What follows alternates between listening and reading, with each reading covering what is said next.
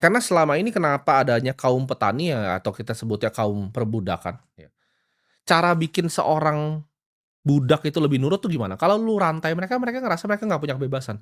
Tapi caranya adalah lu kasih sedikit harapan kebebasan. Jadi lu bilang lu bebas untuk pilih apa yang lu mau. Lu bisa pilih rumah subsidi mana yang lu mau, lu bisa pilih mana mobil jelek yang lu mau atau motor yang jelek yang lu mau, cuman lu harus kerja seumur hidup sama gua. Itu adalah perbudakan level paling tinggi, yaitu perbudakan yang tidak terlihat sebagai perbudakan. Nah, untuk budak-budak ini kerja, mereka perlu labor-nya, mereka perlu energi pekerjaan mereka. Nah, ketika ini udah nggak dibutuhkan lagi, ya, nah itu gua nggak tahu tuh dunia akan jadi seperti apa.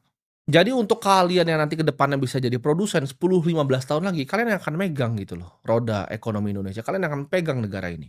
Gua ngomong sebagai generasi yang sama ya, gue pernah ada di posisi kalian, gue pernah ada di posisi ketika gue masih waktu awal banget mulai ya 15 tahun, gua 16 tahun, itu gue bingung gitu kan, gue bingung, tapi yang gue lakukan adalah aksi dulu, ya gue nggak tahu apakah produk gue akan laku ya.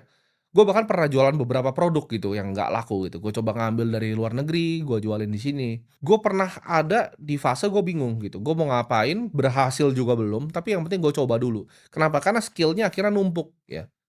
Dari, oh skill bikin toko gimana, yang akhirnya ya secara lucunya kepakai gitu kan. Waktu itu kita cepat bikin buku juga, skill-nya kepakai gitu, karena gue dulu pernah punya toko gitu.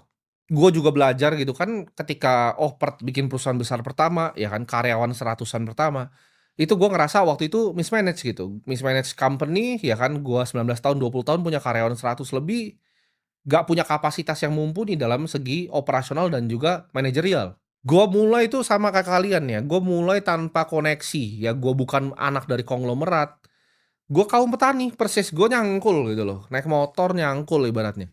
Gua itu bukan berasal dari bangsawan ya, gua bukan berasal dari kaum konglomerat, gua nggak bukan jalur koneksi siapapun sama orang tua gua. Nah tapi gua cuman punya 2 ya, karakter trait yang mungkin gua bisa sharing-kan ke kalian dan kalian bisa tiru ya, lu semua bisa tiru karakter ini.